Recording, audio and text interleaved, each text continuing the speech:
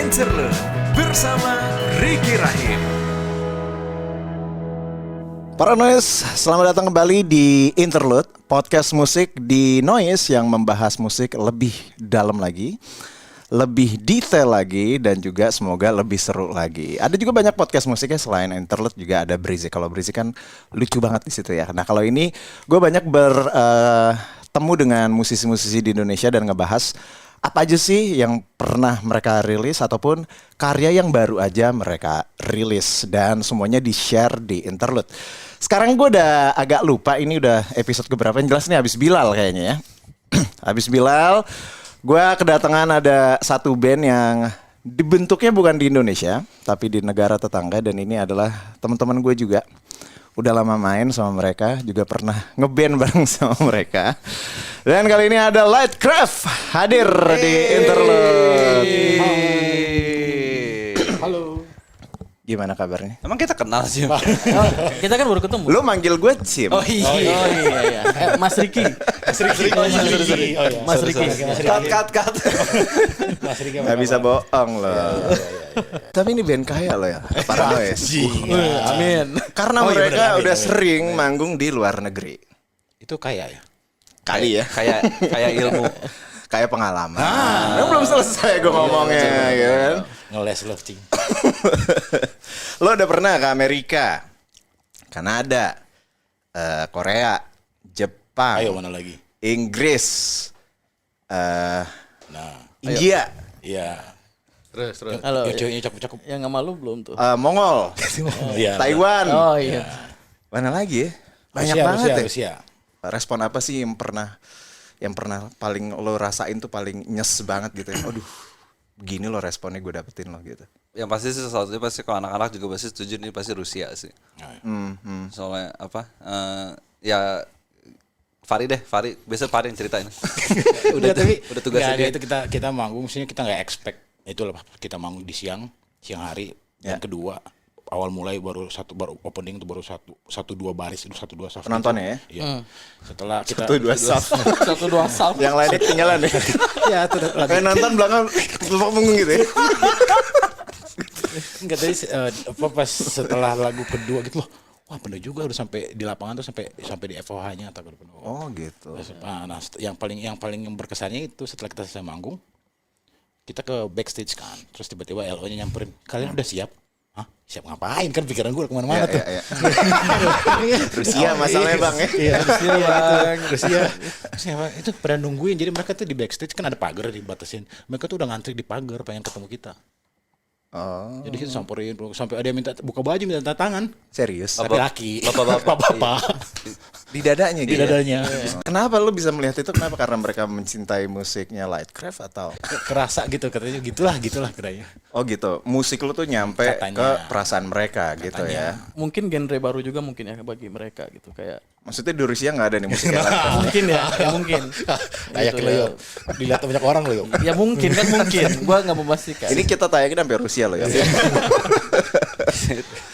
Oh justru dari banyak pengalaman itu ya, pengalaman itu yang paling berasa banget waktu di Rusia lo mendapatkan sambutan yang ternyata nggak lo duga sangat luar biasa seperti itu ya, gitu ya. Dan maksudnya sampai kayak besoknya nih setelah kita manggung, itu kan satu hari kita manggung 2 kali itu di panggung gede sama di satu barnya. Besoknya kita lagi jalan-jalan ke Ngikut. Kota lah. ke kotanya lah, walaupun kota kecil juga sih. Lagi ke toko coklat gitu Iya, Mau beli coklat buat oleh. Buat oleh-oleh lah, buat apa lagi.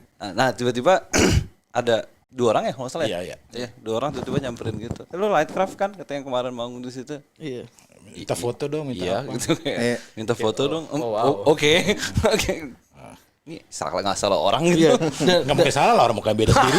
Iya juga sih. Dan kalau nggak salah tuh ada yang bener-bener ngikutin kita loh. Stalker dong cuy. 2 orang atau 3 orang gitu bareng kita nemenin kayak mengenalkan ke Rusia gitu kan. Dari jauh ya, dari belakang. Laki. Laki cewek biasanya. Jadi ngenalin kayak ngajak ke tempat apa gitu, pelabuhan apa gitu ya. Oh iya, ke pelabuhan. Ke stasiun kereta api. Stasiun kereta api. Ini di Rusia gini-gini sampai ada yang kayak gitu. Kamu diajak ke Siberia katanya naik kereta ya. Ke Moskow tuh 9 jam katanya naik kereta. Dari situ si Vladivostok. Vladivostok ke Moskow. Oh makanya lu malah jadi kayak artis besar banget ya rasanya di Rusia ya gitu. Emang gitu artis besar gitu ya? Nggak tahu.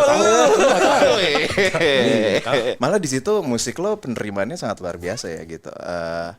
Gue nggak tahu kalau di sini apakah sudah seperti itu penerimaannya di Indonesia musik-musiknya Lightcraft gitu. By data itu dari mau dari DSP, mau dari social media, itu sebenarnya tetap Indonesia yang paling banyak. Iya. Oke. Obviously terutama Jakarta. Gitu. Oke. Itu pasti kota pertama lah yang itu. Oh, itu data dan di lapangannya belum match gitu ya kalau Belum kelihatan maksudnya belum kelihatan. belum Entah kelihatan gimana. ya. Oke. Nah ini juga apakah yang membuat Lightcraft terus bikin karya dengan lirik bahasa Inggris karena ya lu merasa karena pengalaman lu udah sering keluar negeri kayaknya lebih mudah untuk mengkomunikasikan lagu lu lewat bahasa Inggris atau gimana gitu. Maksudnya Lightcraft sekarang lebih banyak porsinya kan mungkin bisa dibilang 98% lagu lu. Kita kan emang niatnya pengen ke semua orang bisa menerima musik kita gitu. Jadi maksudnya ya emang musik itu sendiri kan bahasa universal gitu. Semua bisa menerima dan kita juga ya kenapa kalau dari gue ya kenapa nggak bahasa Inggris tuh bisa lebih menyebar lah kalau kata gue. Kalau kata dia. Kata dia. Nah, dia nulis dia nggak tahu dia kalau mau kata yang ngomong. nulis emang mungkin gue ngerasa lebih comfortable kali ya, nulis dalam berbahasa Inggris lebih Lo bule ya? bisa berekspresi. Hitam gini bule. Nggak tahu mungkin karena gue dulu nilai bahasa Indonesia jelek mulu kali ya. Gitu terus. Cuman buat gue sih gitu. Nah cuman nggak menutup kemungkinan sih. Maksudnya dalam kedepannya kita bikin lagu lagi dalam bahasa Indonesia. Iya. Dibilang karya-karya Lightcraft itu memang lo kayak pengen menyebarkan hope gitu. Kenapa lo berfokus pada hal itu gitu dari segala hal banyak yang bisa diangkat dalam sebuah lirik dan lagu? Mungkin lebih karena ini kali ya, maksudnya balik dulu kita introspeksi diri sendiri gitu. Dari si Lightcraft-nya juga kita adalah band yang penuh harapan kali sih, penuh berharap Yang banyak berharap gitu. Tapi dengan adanya harapan akan timbul rasa positif gitu. Maksudnya lu bakal ada pendorong lah gitu, ada drive-nya gitu buat lu buat ngapain gitu. Dan nggak tahu apalagi makin kesini kita sih ngerasanya kayak dunia tuh perlu lebih banyak harapan. Ya kita we need hope gitu, punya goals lah, punya tujuan gitu ya, berharap. Dengan ada hope. Dengan ada hope itu Ini maksudnya nggak akur nih. Ini nggak akur nih Ben. hidup itu butuh harapan gitu loh. Maksudnya untuk kita tetap hidup dan tetap berjalan gitu, ya harapan itulah pendorongnya. Kalau kita nggak punya harapan apa-apa, ya kita mau ngapain gitu loh. Oke, tapi lu emang nggak nyentuh topik-topik tentang percintaan gitu yang light ya. Cinta juga kan harapan kan? Ya. Kalau diturunin per lagunya pun sebenarnya bisa diinterpretasikan sebagai mungkin ini lagu cinta sebenarnya, mungkin ini lagu tentang lingkungan gitu. Tapi tentang kehidupan. Iya, tapi Indian yang penggeraknya motornya adalah hope. Oke. Kalau misalnya di luar negeri lo temuin rata-rata gimana sih supportnya pemerintah terhadap musik dan musisi lokalnya seperti apa sih? Singapura yang gila. Singapura paling gila. Ya. Singapura. Kalau yang lain kita nggak gitu tahu karena kita kebetulan ada teman yang bergerak. Ada teman, ada kawan, ada sahabat di sahabat. Dia jadi kayak dia dulu sempat jadi presiden apa namanya? Presiden Singapura. Iya pantas didukung presiden Singapura.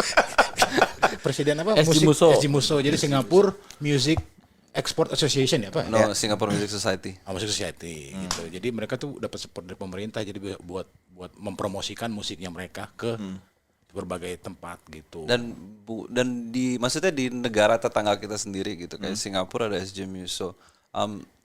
Thailand tuh gue lupa ada juga. Di Malaysia ada namanya Cendana. Ya harusnya di Indonesia ada ya gitu. Dengan lo pengalaman beberapa kali ke festival di berbagai negara, sebenarnya support dari pemerintah tuh penting banget ya. Penting sih. Apalagi di era sekarang kayak gini ya gitu. Itu butuh banget ya untuk musisi ya, untuk bisa support. Paling nggak di dalam negeri juga mungkin ya kayak lo punya potensi lo bisa melihat ternyata ada lo pasarnya Lightcraft di luar negeri gitu kan. Gue pengen nanya deh, waktu lo di Malaysia sebenarnya gimana sih persepsi orang Malaysia terhadap musik Indonesia dan juga terhadap musik yang kalian mainkan tuh kayak gimana sih mereka melihatnya? Zaman kita di sana tuh sampai sempat ada program pemerintah mereka ngeband band Indo untuk tayang di radio karena terlalu sering banyaknya gitu loh di sana. Mau ngelarang band Indo untuk Iya, sampai airing di ada radio. ada sempet begitu. Ada. Atau dari mana? Ada berita. Lo kan nontonnya nggak pernah nonton TV lokal kan? Gue nonton TV lokal gue di sana. Jadi para noise anak-anak Lightcraft ini sebagian besar kuliahnya di Malaysia dan emang band ini terbentuknya di Malaysia. Makanya mereka tahu gimana scene musik saat itu gitu di Malaysia ya. Iya, Oh sempat sampai kayak gitu ya? Ada sempet yang kayak motion kayak begitu tuh, pengen sempet begitu. Karena emang band-band Indonesia saat itu tuh yang zaman-zamannya ungu zaman Ungu, Padi, Shalom Seven, Peter Pan. Dewa, Peter Pan. Itu benar-benar bisa menginvasi sampai ke sana ya. Gitu. Dan di luar mainstreamnya juga pas zaman itu tuh ya White Shoes, Sore. Oh yang Upstairs, dari indinya pun Branda. juga. Iya, intinya juga Masuk semua. Intinya juga masuk semua. Berarti bisa jadi komoditas sebenarnya musik Harusnya, Indonesia ya iya, gitu ya. Harus kita nggak kalah sama Korea dong ya. Harusnya. Harusnya sih. Kalau secara kalau mau ngomongin itunya ya emang musik modernnya itu yang harus diangkat, kayak Korea kan musik modernnya gitu kan, bukan yang musik-musik kecapi gitu kan. Tradisional. Iya. Pakai apa? Ya maksudnya porsinya boleh sama lah Boleh gitu. sama. Maksudnya Boleh. misi kebudayaan tidak harus selalu yang musik tradisional kan gitu ya. Oh ternyata ya lu tinggal bawa aja ya karya lu terus lu tampilin dengan sepenuh hati gitu. Apakah ini lu membuat Don't Fight This Feeling itu ada pertimbangan seperti itu nggak sih? Maksudnya lu memikirkan musik ini juga bisa gue bawa go internasional juga ataupun juga khusus buat bangsa Indonesia ketika lu merilis lagu ini?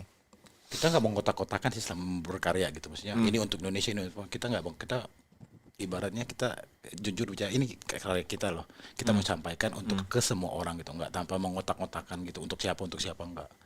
Jadi ya kira-kira begitu. Jadi kita setiap karya mungkin karena apa, mungkin bahasa lo kenapa kesini karena mungkin terasa berbeda itu karena emang dari internal kita aja pengen penyegaran gitu loh.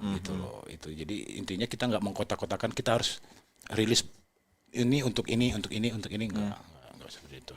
Nah, ya gitu. Oke, dan ini lo juga bekerja sama dengan Petra Sihombing gitu. Alasannya kenapa sih pemilihan Petra untuk mengerjakan Don't Fight This Feeling? Mungkin dia ganteng kali ya. Makasih. Mam. Apa?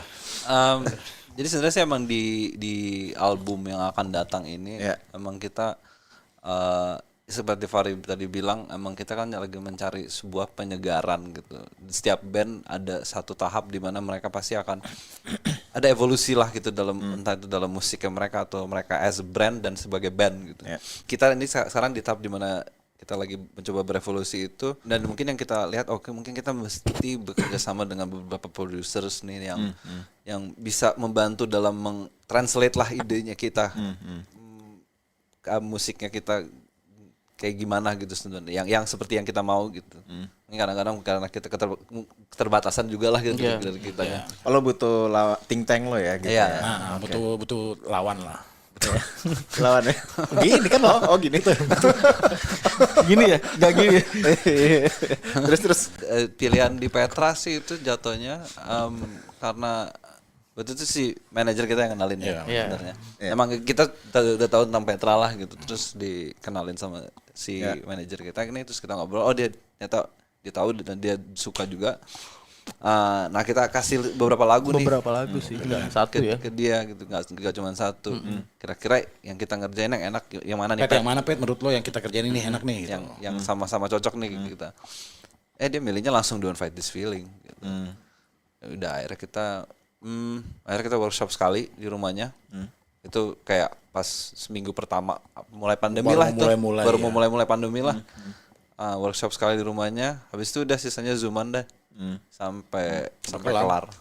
Itu perubahan besar yang diberikan Petra dalam lagu Don't Fight This Feeling lo paling berasa di mana? Part apa?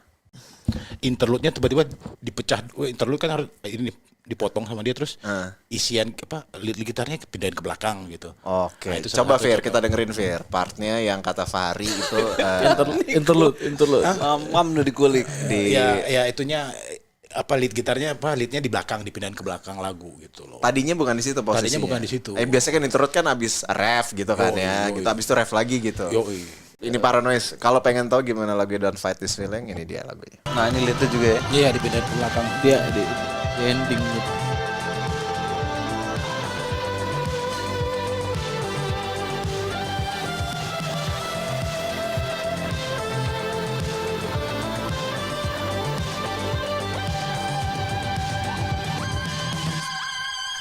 Oh, penutupnya gitar Bang Fahri ya. Sama Makin